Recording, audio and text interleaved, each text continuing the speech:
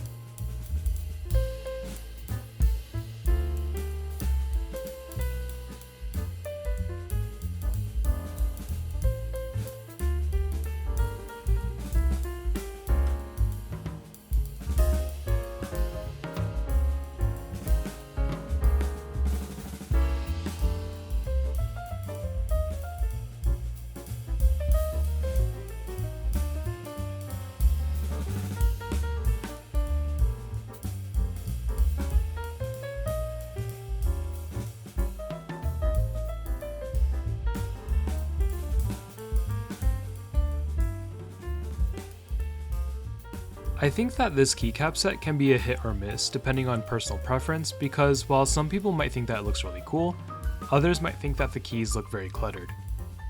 That being said, if you still like the overall design but want the alphas to be a little cleaner, there is an alternate alphas kit that is being offered that has a more simplistic look. Other than these two kits, all that is being sold along with the keycap set is a pretty cool looking metal artisan, as well as a desk mat, since the base kit is quite large and should cover many different layouts. It's a unique design that hasn't been seen before in this hobby, and I think that it looks pretty nice overall, but the one big thing that this set has going against it is its price. We have seen keycap sets in this hobby go for around $129 or sometimes even more, but historically, that tier of pricing has been reserved for GMK sets, which are supposed to have a higher level of QC and manufacturing. Supposedly. Wuxia Studio keycaps have generally been priced lower, which has been really nice because consumers were able to buy some keycaps that offered pretty good value, but because of the additional design elements featured on these keycaps, this set is the most expensive Wuxia Studios keycap set to date. While I understand why these cost more than past Wuxia Studio keycaps, I feel like the price is a little too steep, especially with the alternate alphas that are going for $59. Overall, I think that WS Aka Haiiro is a really cool set. It is quite expensive, which is why I won't be joining this group buy, but if it really speaks to you and matches what you're looking for, it's not a bad set to buy. I don't have much to say on these keycaps because the colors/themes aren't super interesting to me, but I do think that it's cool how GMK and Mateo worked together to create this new keycap profile. Based on the pictures provided in the Reddit post announcing the new keycap profile, it seems to be somewhat in the middle of Cherry and SA, with the height being closer to Cherry, but having a rounded profile similar to SA. I don't think I'll pick up a set for this round, but I'm looking forward to seeing what other sets might use this profile in the future. I get that these keycaps are supposed to be for charity, but phew, $29 for 4 keycaps is kind of crazy in my opinion. They are really cute though. In the interest check of this keyboard, there are some folks who pointed out the similarities to different boards, and while I understand why people tend to do this, I feel like sometimes it can be quite silly. There have been numerous boards in this hobby that have drawn inspiration from other keyboards and copied certain design elements. For example, there are numerous keyboards inspired by the designs of Yuxi, who is one of the most influential designers in this hobby. Countless boards have copied the TGR Jane, TGR Alice, etc., yet no one seems to have a problem. Heck, just look at the various keyboards that were designed after the Vega won Mech Madness and you'll see the design inspiration everywhere. Of course, it's always more interesting to see completely novel designs, but more often than not, many of the designs are inspired by the giants in this hobby, such as Yuxi, AO3, and Gawk.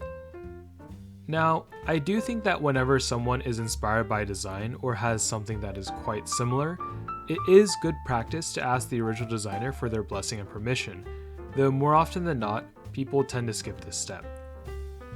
There isn't an official rule, though, on how one must behave when they create a product inspired by someone else's, so it's not strictly enforced or anything. I just feel like it's good business practice to do so to avoid any misunderstandings or bad blood.